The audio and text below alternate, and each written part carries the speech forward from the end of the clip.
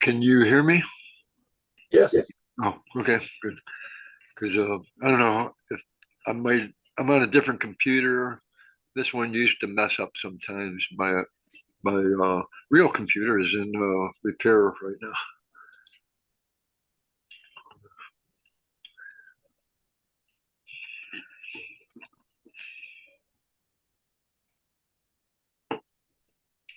And I don't know where the real me is.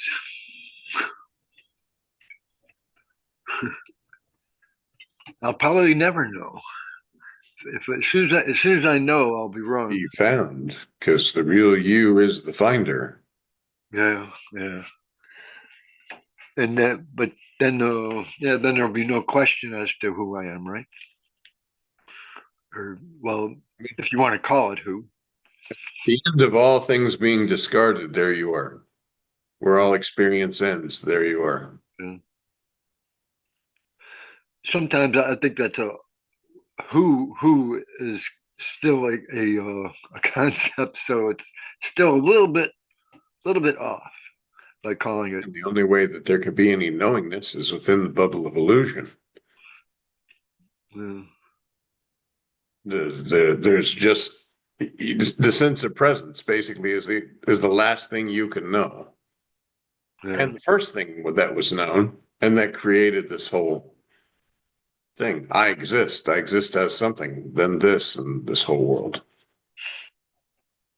Spontaneously. Just like when you lay down and sleep at night, you create an entire dream world. Sense of existence mixes and boom, dream world created. Populated by little beings, and you identify with a body form. So I guess whether I know who or not is only a issue for Well, it's self-evident. yeah, There's no need to know. yeah. Self-evidence is without the faculty of knowing or having any knowledge. That's why Maharaj says, no knowledge is knowledge. It's self-evident. You sit here in meditation, you start to feel the subtle sense of presence, and that'll entertain you for a long time. That's that spiritual intoxication. Whoa, this is very nice. And hopefully that'll get you to try and sit in meditation with yourself a little bit more. I don't mean sitting, like physically sitting, but sitting with meditation. Oh, okay. And as you continue that, then it's known. Oh, this sense of presence. It's known. It can't be myself, but it's actually the doorway for, oh, I exist. I exist as something, or I exist, but the sense of existence has appeared. And this is why Nisargadatta Maharaj says it just clicks. The I am teaches you everything you need to know. By remaining with that sense of presence, that sense of I am, that's it. It's over. Because now you know, oh, I know this sense of presence. I'm more subtle than the sense of presence. And then there's nothing. And that's where it like settles down, it quiets. You're no longer flowing along with mind because you really have no like vested interest in the illusion as trying to get something out of the illusion because it's illusion. Just like if you were to be in your dream and know you're dreaming, you're not going to try to wrestle anything out of it. When you wake up in the next morning, if you were dreaming you were a rock star millionaire, you wake up, oh, nope, back to real life. But you don't try to be like, oh, I got to get back and get that stuff. No, because it was illusion. It was a dream. Yeah, I guess when I sensed that, I realized that that stuff in the illusory stuff is not satisfying. It doesn't really have any um, the value that it think that that we normally give it. It doesn't really have that value. Correct. And when you know yourself in a real sense, you understand this body was an instrument to know myself. And now that's what it is. Now, at the same time, it's going to continue to go through whatever it goes through, but you are not that. The body is within you. You are not within it. And that's satisfactory. It's satisfactory that it is that way. Yeah, because you stop flowing along with mind and stop disturbing your peace.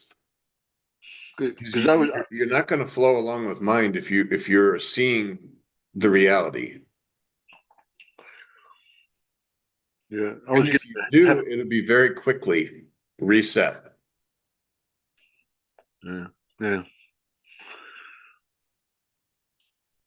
But But meditation is required. That conviction should be there, so much so that you're being tortured and you know, oh, I know myself in a real sense. Yes, there's a lot of physical pain going on, but truly, there's just a knowingness that it's not my own self.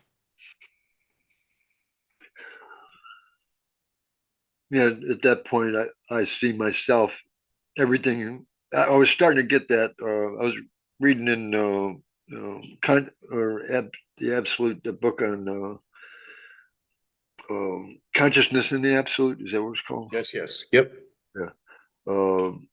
And the one guy was saying that he was telling this Argonauta that he sees him.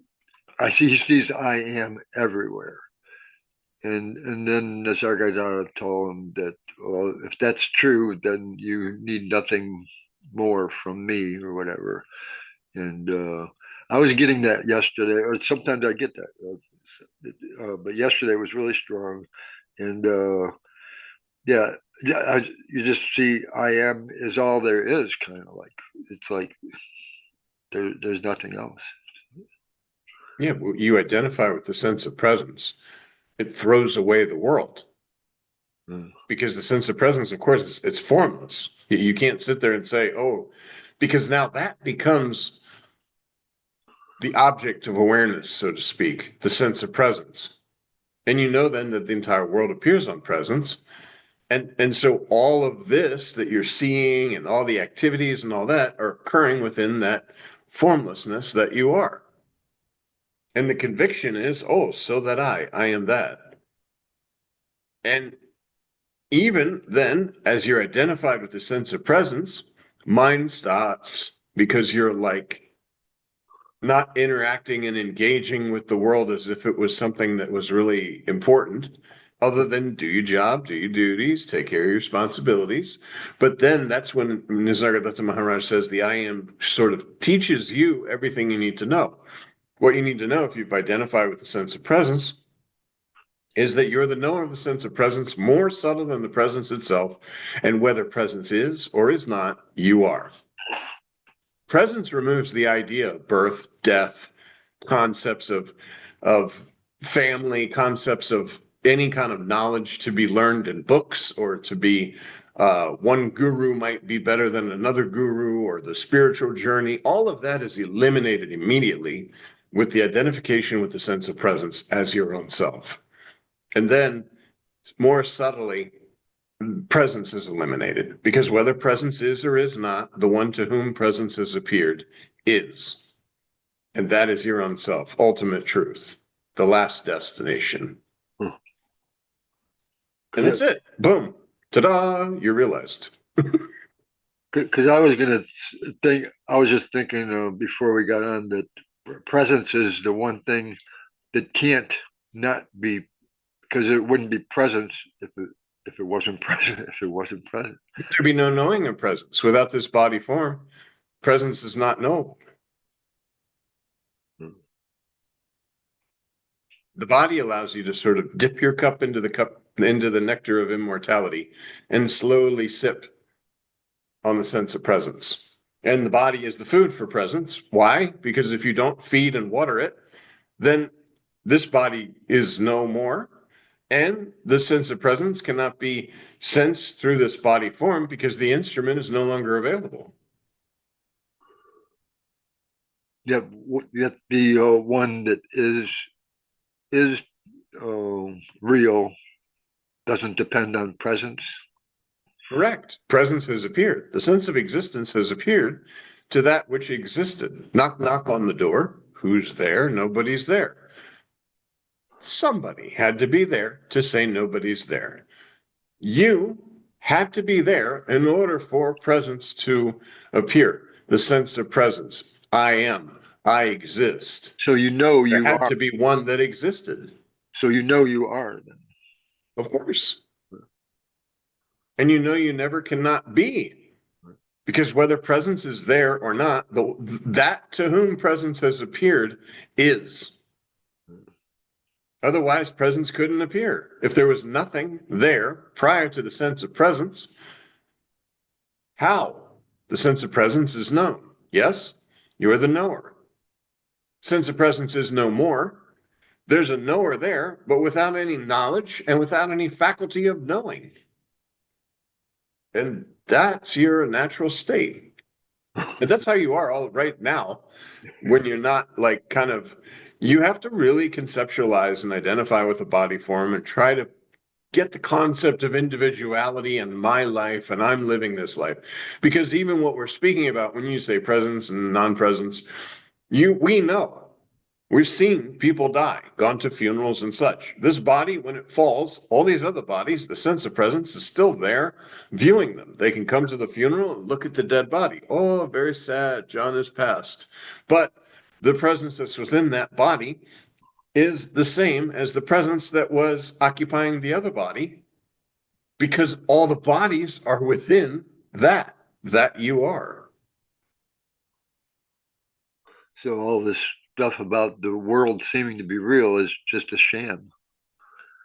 It seems to be real because you identify with a form, you see other forms. If you identify as formlessness, you know all forms are within yourself. So they really, okay, how can they affect you? They cannot. There's no being to it. But in a dream, you're one of the forms within the forms. You could get in a fight, some other form could punch you, right? So they can interact and appear to be separate and even act against each other, like conflict. However, you wake up and that one punching you, how was he separate? Did someone like inject themselves in your dream and give you a punch? Oh. And yet you could dream that you were fighting. You could dream you're swimming and wake up not wet. You can dream you're flying and yet never left. And you know all this is illusion when you wake up on the other side. Oh, it was just a dream. And when you know yourself in a real sense, all of this, the spiritual journey, going to the guru, the years of reading, the years of meditating, the everything, my wife, my son, my father, mother, brother, aunt, cousin, all of this is within that bubble of illusion. Just the same as a dream. I know myself in a real sense. It was just a long dream.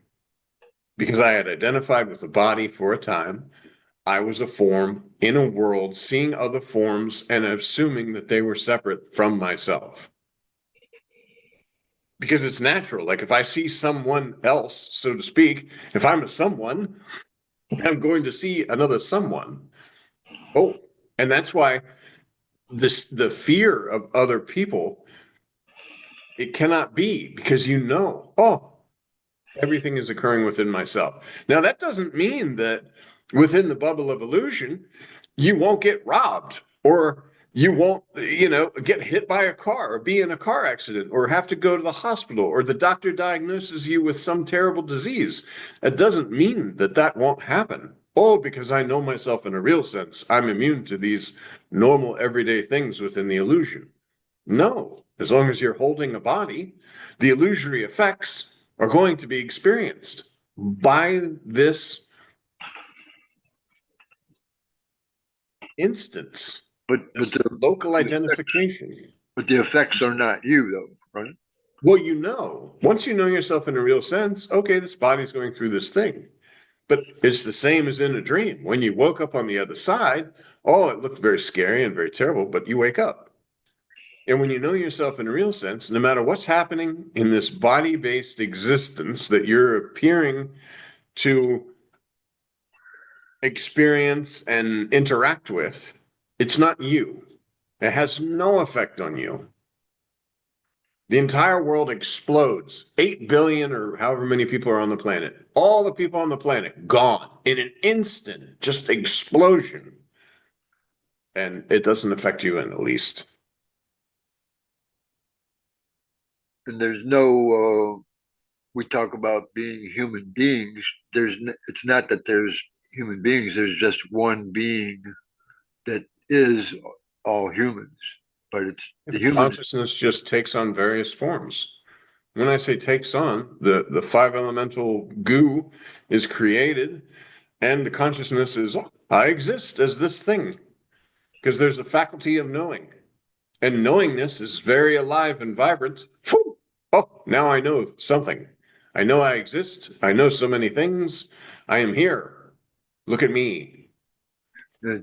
You identify interest in it, and then it seems Well, real. that comes from the identification with mom and dad and a stamp of John or a stamp of Keith. Yeah. That's like the individualization being impressed in a huge compressor. And because the knowingness is still very kind of what the hell's going on, now the stamp is put, and John does good things, John does not so good things. Hooray, John. John, this is your mom. John, this is your dad. As you grow up, John, you need, this is the world. This is this. The child says, "Oh, is this? Why is the sky blue? Why is this? Why is that?"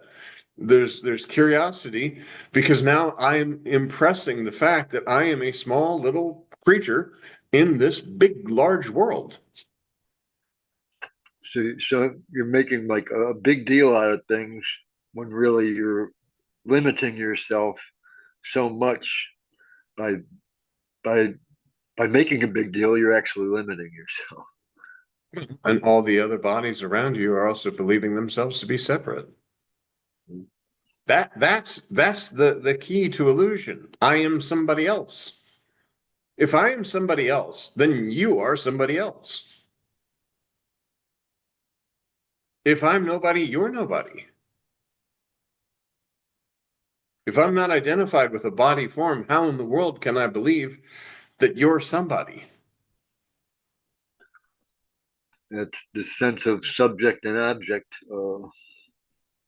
They're both subject and object are objectifications, as if to be other than you yourself, your real self. You're no longer confined or compressed to a limited identification of I am a body in a world, So seeing other people. so subject and object loses its meaning, its sense. It loses its sense. You lose the sense that like you're not constantly thinking about this body. Yeah, right. Can't. You're not oh, this is me, I have to protect it, I have to do these things. Of course, a lot of that'll come naturally. If it's cold, you put a coat. If it's raining, you wear an umbrella. Or not wear, you hold an umbrella, whatever you do with umbrellas. And such like this. If it's very sunny and you're at the beach, you put sunscreen lotion on. You brush your teeth, you shower, you eat, you sleep, you drink, and this is all for the body, but none of it has to do with an identification. I don't have to take a drink as John or try to figure out how to take a drink. Food, there can be preference, but it's not a big deal. Oh, I prefer this to this. Okay. My mother always had the impression that people had to be taught. She was a beautiful woman. She selfless in so many ways, but she still had that idea that goodness had to be taught to in order to get people to act civilly. And I never did And agree with that. if you know yourself in a real sense, you're not going to attack others because there are no others. Yeah. It just won't be in you. You just, I don't know. I've always had like an innate kindness. I could never stand to see anybody else feel bad in any way. I just was always well, although maybe not all the time. Of course, I had my periods when I wished evil on others, but in large part, my sense of being was I it bothered me. like, Just there's no doubt within the bubble of illusion. You can be a bank robber and a murderer and know yourself in a real sense. I guess so. Seriously, body-based existence has nothing to do. Yeah, That's I was why Maharaj says your family life, your material life, none of this has anything to do with knowing yourself in a real sense. yeah, actually, yesterday I was thinking about that in the Second World War there was a certain amount of Buddhists that were they were willing to kill, and then I also recognized, although I was feeling very strong oneness, that I realized that my the mental part of me would still be able to actually uh, do you or would be willing to kill others because it doesn't have a sense of caring or something. There's something about See, the the sense of mental. doership, again, we're going back, now we go to Bhagavad Gita. Krishna tells Arjuna, you're going to do battle. Don't take any egoistic of being some great warrior, but do what's in front of you and move on. Don't take the ownership or the doership. All the people on the battlefield are already dead. Uh, It's the same thing. uh, So if you sit there and you say, "Oh, I have the capacity," there is then a you having the capacity to do. There's no doership, there's no deed. You are formless presence. However, this existence is manifesting for you is as it is, but it's not you. yeah, Even in the moment, making decisions are largely based on just conditioned. If you had grown up in a jungle where cannibalism was acceptable, then that's feed the body, is kill and eat somebody. And yet in America or in Europe, we would say, "Oh, that is a very terrible thing." But again, it's based on there's no good, no bad because you know yourself in a real sense. And that's not an egoistic thing where you can say, oh, I can be a horrible person and still be okay. Because if you're a horrible person and you're trying to be a horrible person, then you're identified with a body form as a person with the doership of being horrible. And that is not the conviction that I am that. It's a tricky thing when you start to use body-based and mental concepts to try and explain right. the reality, because the reality is just the reality. And all you can do is just point there. If we start going down, that's why if you start talking too much about spirituality with somebody who's adamant about using the correct words and, you know, the phrases and all this sort of stuff, it's just pressuring body, body, body, body. And then I'm right, you're wrong. This is this is that. And that's why Maharaj says, this master says like this master says like that, which is true. And neither is true, neither is false. It is the fact that they're impressing reality. Know yourself in a real sense. All masters cut down whatever they're saying. It is know yourself in a real sense. Everything has appeared to you. You are that. You cannot know yourself. You can only know what is other than yourself. And the first faculty of knowing is I am, I exist. So you don't get involved. In religion, again, a worldly thing. Maharaj cuts it very simply. He says, when you came across with religion, prior to being this, did you know excuse me, any religion? Did you know about Hindu or Muslim or Buddhist or Christian or whatever other kind of religion they're Jewish? I guess is another one. Did you know anything? No. Came along with the body. You are not body, therefore religion does not apply to you. If you want to limit yourself and drop down into the body form, then of course, all these things are there. It's But if hard. you know yourself in a real sense without body form and without the faculty of mind, ego, intellect, no concept can stick. It's hard to relate to that term prior to beingness until you actually are there, kind of. Well, beingness is the sense of existence that has appeared to you. I am my being. I exist. Prior to the sense of existence, that's you. That's why Maharaj says, prior to beingness, you are. After beingness, you are. In between, there is the bubble of illusion. Something came out of nothing and dissolves back into nothing. Because something is an appearance for a time. We could say it 100 million different ways. The idea is you are, everything you know is not yourself, and you, the knower, that's it, with nothing to know prior to the first knowing. And the first knowing is, I exist. Without knowing you exist, you couldn't know anything. When you say something appears for a time, This world, the illusion, but John, but as a body form. it's really not for a time, because a time doesn't really exist. Well, the body form. You consider yourself, you're born, I have a lifespan, I die. This is time. Time is born, you are not. This body is, because of identification, flowed along with in the quote, river of time. In reality, it's just a lump of goo, but you identify with it. Oh, I'm born, so I must die. When you know yourself in a real sense, whether the body is there or not, who cares? Even the sense of presence, whether it's there or not, who cares? And the presence, obviously, when you're identified with the sense of presence, you know that birth and death are irrelevant. You know that body is irrelevant. Therefore, you know the world is irrelevant. Therefore, you are not concerned.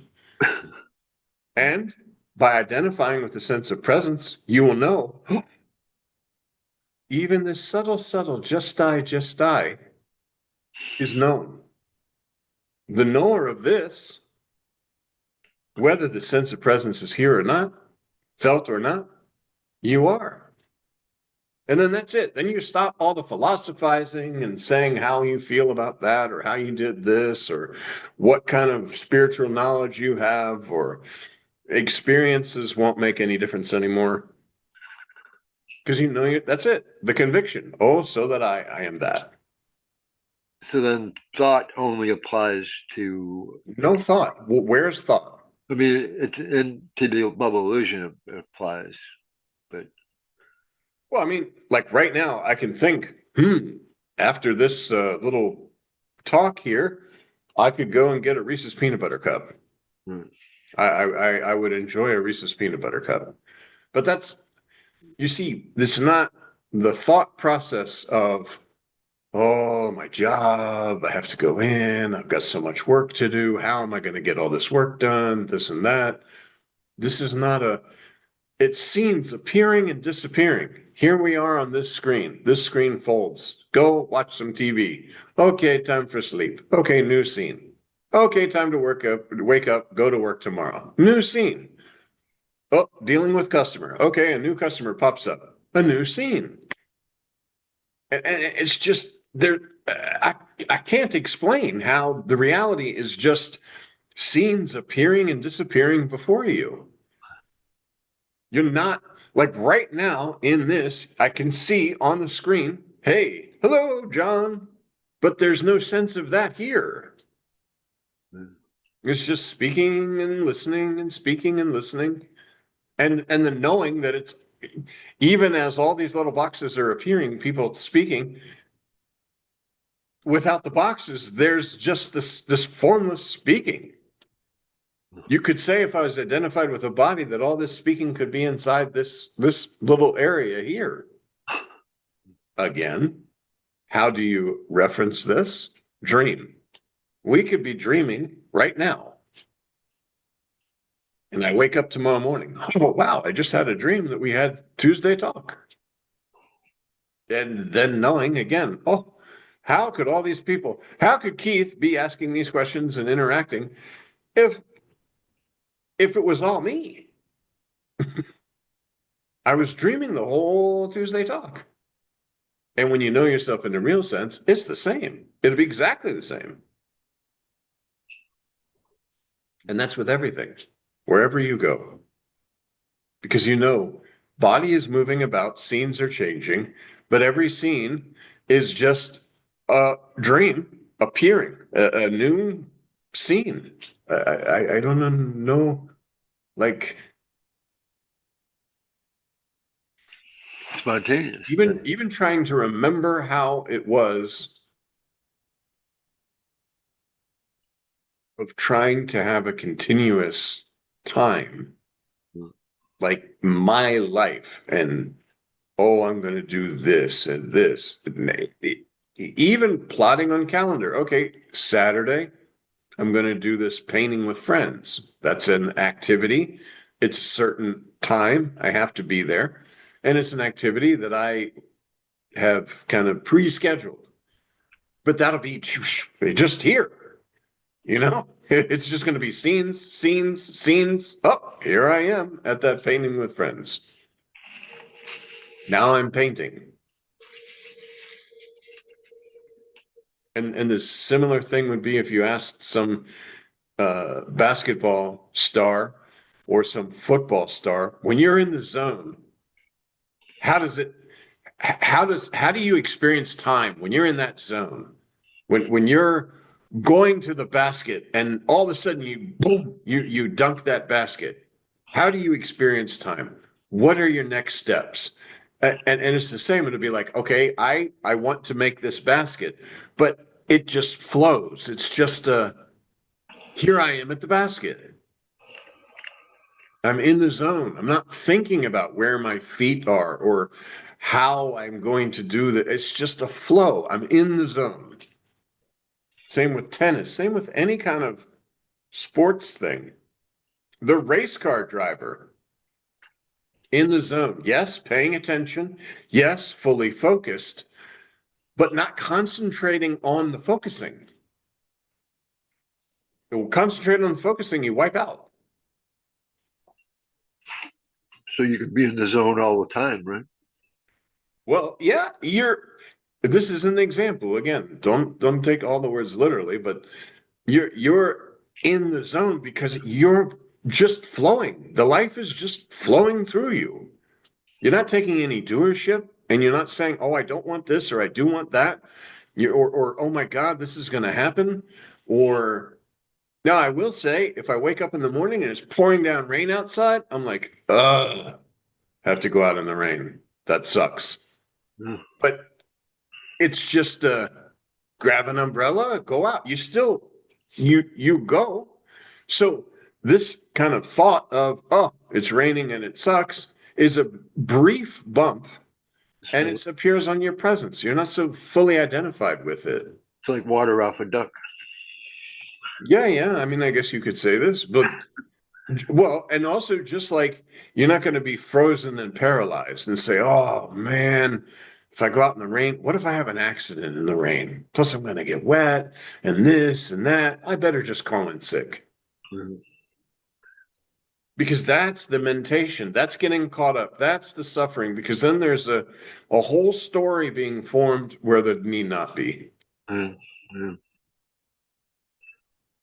Just like if you have your vacation before your vacation and you've already experienced your vacation, and then when you're experiencing it in real time, you're comparing it to the illusory experience that never actually occurred, and you're having a terrible time on vacation because it doesn't match your expectation of when you were experiencing your vacation in your like thought. Why not be on vacation all the time? No. I'm saying, in other words, I mean, let's say next week I'm free of it. going on a cruise and I start every night I dream about cruise. I'm thinking about the cruise and this and that. Oh, won't it be nice and this? And then I get to the cruise and it's nothing like what I imagined it to be. Yeah. And therefore, now I'm complaining because this pleasure pain principle has come in where I was so identified with a body form that I created an illusory world before I actually experienced anything. And then judge the experience based on the creation rather than the reality. Yes. So why not be free all the time of the meditation? If there's no you, then all this is gone. That's the natural state when you're not creating all this chaos Yeah. from nothing. That's why Maharaj says you're disturbing the peace. Yeah. And at that point, like yesterday, I was feeling so content. I don't know. I was Well, just and even content, you just brush it aside. Because if I can feel content, I can feel disturbed.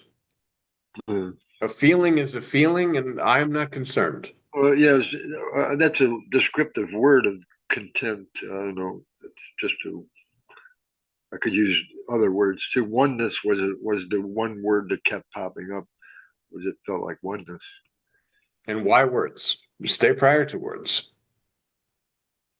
And just stay with yourself. Just be with you always.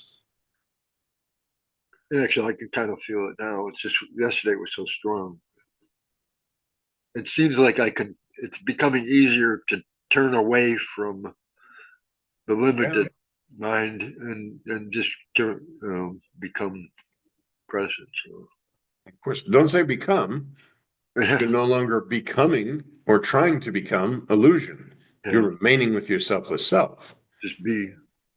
It's reverse when you say, "Oh, I can become presence more and more." No, Yeah, it's that you are getting caught in the illusion less and less. And yeah, that's why Maharaj says, slowly, silently, permanently, you're erasing the illusory concepts. But the fire was there all the time. You were just covering the fire with the ash of illusory concepts. As the illusory concepts are no more, the fire is burning brightly. But the fire didn't burn more or less yeah. due to the concepts. Fire is the constant. All the illusory concepts, whether they're heavy or is fading away, that's what's changing. Yeah.